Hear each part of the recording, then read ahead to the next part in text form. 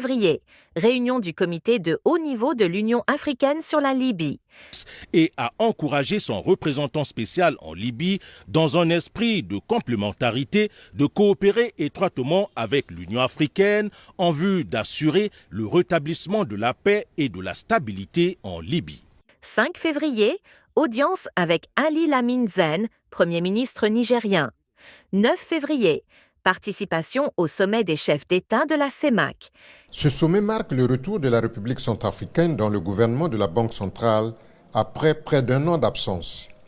Dans son discours d'ouverture, Faustin Archange Touadéra, président en exercice de la conférence des chefs d'État de la CEMAC, a déclaré que quelques postes sont à pourvoir au cours de cette réunion, notamment ceux du gouverneur et du directeur général des études, finances et relations internationales. Un remaniement consécutif à la fin du mandat de l'actuel gouverneur, le Tchadien Abbas Mahamat Touli, dont le terme était prévu pour ce mois de février 2024. 15 février, réunion avec l'OIT sur le chômage des jeunes. Voir quelles sont les priorités les plus urgentes que nous devons résoudre. Nous opérons dans un monde en polycrise. L'organisation elle-même, elle se porte bien. Le dialogue social se porte assez bien. Mais bien sûr, les crises, je dirais, sont des défis que nous devons, surmonter. 17 février, participation au 37e sommet de l'Union africaine à Addis Abeba. Après l'observation d'une minute de silence en mémoire du président Hage Geingob de la Namibie, décédé en ce début du mois de février, le président de la Commission de l'Union africaine, Moussa Faki Mahamat, présente le contexte dans lequel se tient cette 37e session. Nous avons eu quelques conquêtes et les différents rapports inscrits à notre agenda le mettront en relief. La réforme institutionnelle avance avec succès. L'intégration a progressé et la zone de libre-échange continentale se met peu à peu en marche. Le Fonds de la paix se met en place. Son opérationnalisation se fait à un rythme satisfaisant. Davantage de sacrifices de nos États membres et d'apports concrets de nos partenaires sont nécessaires. 17 février, audience avec Umaro Sissoko Embalo, président de Guinée-Bissau. Des rencontres permanentes entre les chefs d'État Denis Sassou Nguesso et Umaro Sissoko Embalo sont toujours l'occasion de magnifier la coopération entre les deux pays, à l'instar des entretiens que les deux chefs d'État ont eus ce vendredi 17 février 2024 à Addis Abeba. 17 février, rencontre avec Faustin Archange Touadéra, président de RCA.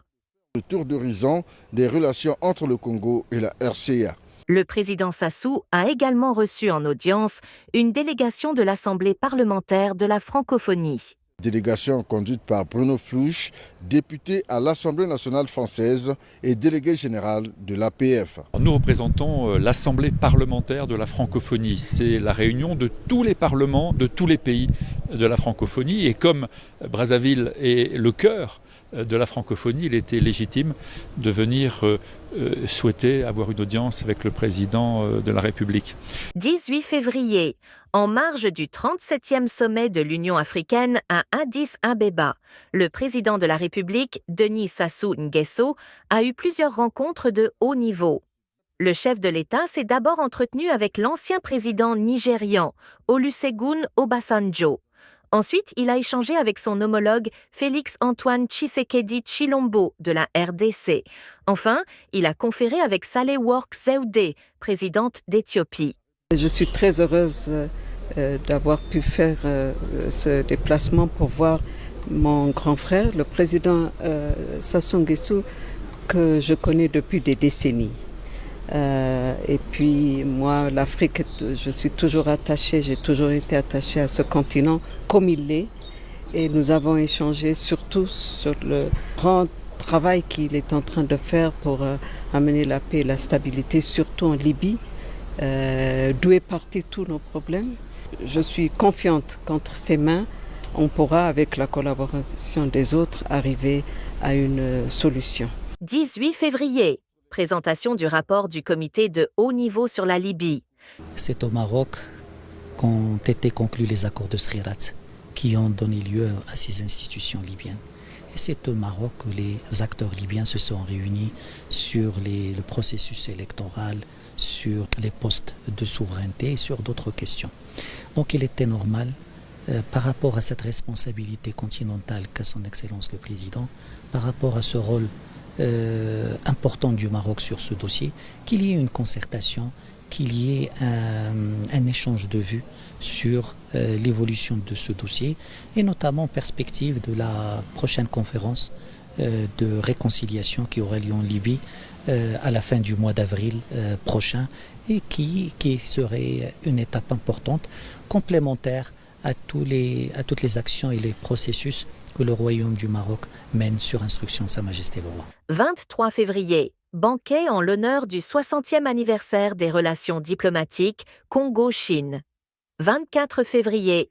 Visite de l'exposition photo des relations Congo-Chine. 27 février. Lancement de la production de gaz naturel liquéfié à Pointe-Noire. 28 février. Lancement des travaux de voirie urbaine à Pointe-Noire. Quelques routes sollicitées pour les travaux d'aménagement sont les suivantes. L'avenue Denis Sassou Nguesso, du rond-point Kassai jusqu'au Dalet du quartier Mboukou, avec un ouvrage aérien au croisement de l'avenue Jean-Félix Chikaya, arrondissement numéro 3. La route nationale, numéro 5, sur le tronçon, allant de l'arrêt Manguier jusqu'au rond-point de Luango, arrondissement numéro 5.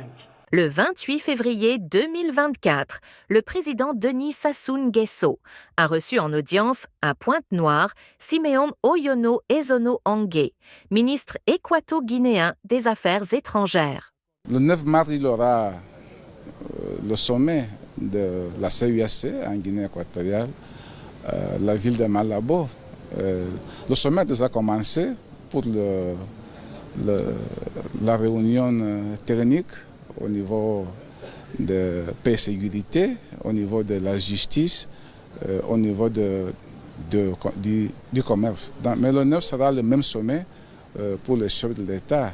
Le président Obiang m'a chargé d'inviter son excellent président Denis Sassou Nguesso pour y assister personnellement dans le sommet de Malabo.